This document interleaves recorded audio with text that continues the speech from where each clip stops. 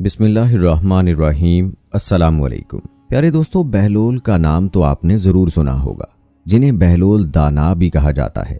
आप 5वें अब्बासी खलीफा हारून उर रशीद के दौर यानी 766 ईस्वी से 809 ईस्वी तक एक फ़िलासफ़र, वलिय कामिल और तारकुत दुनिया दरवेश के तौर पर पहचाने जाते थे। उनका कोई घर या ठिकाना नहीं था। शहर में नंगे पांव फिरते और जिस जगह थक जाते वहीं डेरा डाल लेते। बाज़ लोगों ने इन्हें मजजूब भी लिखा है क्योंकि वो इश्क़ इलाही में गुम और इर्द गिर्द के माहौल से बेखबर होते थे। बहुत कम लोगों की तरफ इल्तफ़ात करते, लेकिन जब कभी अवामुन्नास की तरफ मुंह करते तो हिकमत व दानाई की बहुत ही अजीब व गरीब बातें करते। दोस्तों, कूफा में पैदा होने वाले बहलोल का असल नाम वहाब बिन अमर और ताल्लुक अरब कबीले बनु अमान से था। उनके वालिद छठे इमाम जाफ़र सादिक के शागिर्द थे, लेकिन कुछ वक्त 7वें इमाम मूसा काज़िम की सोहबत में भी गुजारा और बहलोल का शुमार भी इमाम मूसा काज़िम के पैरोकारों में होता था। जब खलीफा हारून उर रशीद ने इमाम मूसा काज़िम को कैद करने के बाद उनके ताबाइन के खिलाफ कार्रवाइयाँ शुरू की तो वहाब और कुछ दूसरे लोगों ने इमाम से कैद खाने में मुलाकात करके आइंदा लाहे अमल के लिए हिदायत मांगी। इमाम अली मकाम ने जवाब में सिर्फ एक लफ्ज़ जीम लिखकर अपने अकीदतमंदों के हवाले कर दिया। हर शख्स ने जीम को अपने अपने अंदाज में लिया। कुछ ने उसे जिला वतन समझा और बाज़ ने उसके मानी जबल यानी पहाड़ों में रूपोशी लिया, लेकिन वहाब ने उसे जुनून यानी मजनूनियत में तब्दील कर दिया। उन्होंने अपनी शाहाना ज़िंदगी तर्क की और फटे पुराने कपड़े पहनकर गलियों में निकल आए। खलीफा हारून उर रशीद से उनकी मुलाकात 188 हिजरी में खलीफा के सफ़रे हज के दौरान कूफा में हुई, जिसका जिक्र इमाम इब्ने कसीर ने भी किया है। बहलोल ने हारून को जो नसीहतें की, उनसे मुतासिर होकर वो उन्हें अपने साथ बगदाद ले आए और फिर बहलोल का ठिकाना बगदाद की गलियां ही रहीं। याद रहे कि बहलोल का मज़ार भी बगदाद ही में है, जिसके एक गोशे के बारे में मशहूर है कि वहाँ सिख मज़हब के बानी गुरु नानक ने चिल्ला काटा था। प्यारे दोस्तों, बहलोल की दानाई के वाक़यात बेशुमार हैं, जिनको सुनने के बाद ही अंदाज़ा लगाया जा सकता है कि बहलोल को अल्लाह रब्बुल इज़्ज़त ने क्या कमाल दानाई अता फरमा रखी थी और उनका अल्लाह के साथ क्या ताल्लुक़ था। यह भी इन्हीं वाक़यात से वाज़े होता है।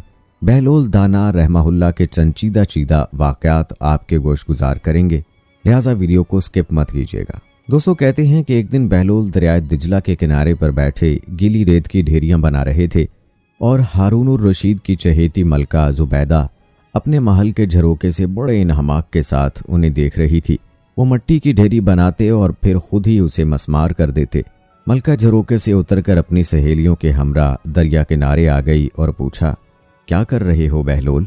बहलोल ने अदाए बेनियाजी से कहा, जन्नत के महल बना रहा हूँ।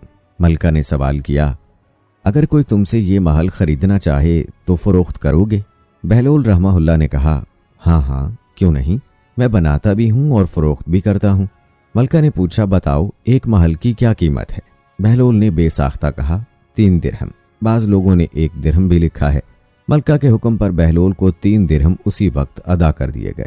ये वाक़या मलका ने अपने शौहर खलीफा हारून उर रशीद को बताया, जिसे खलीफा ने मजाक में टाल दिया। लेकिन रात को हारून ने ख्वाब में जन्नत के मनाजर देखे, जिनमें आबशारों और मरग़ज़ारों के अलावा खूबसूरत महलात भी शामिल थे।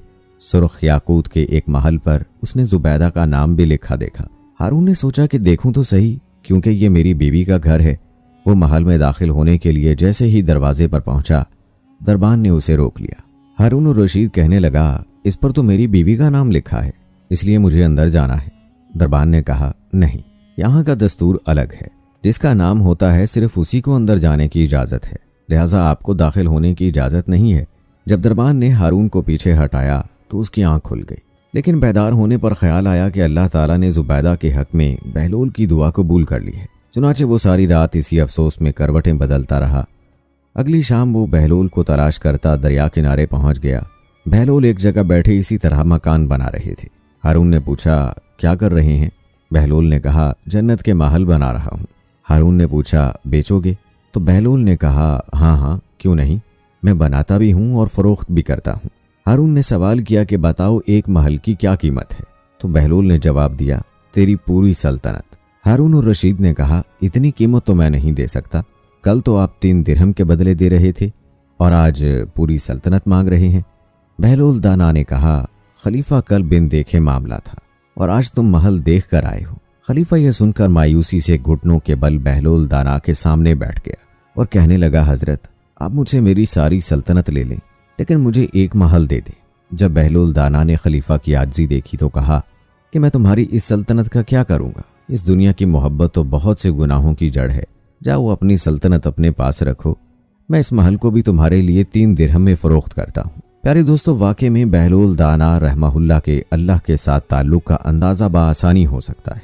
खुद ही सोच लें कि जो शख्स दुनिया में जन्नत के महल फरोख्त कर रहा हो, उसका अल्लाह के साथ क्या ताल्लुक होगा। दोस्तों, बहलोल रहमहुल्लाह का हर वाक़या ऐसा है कि जिसे दिल के कानों के साथ सुनने की ज़रूरत है, क्योंकि इन वाक़यात में इंसान के लिए बड़े गहरे असबाब भी मौजूद हैं।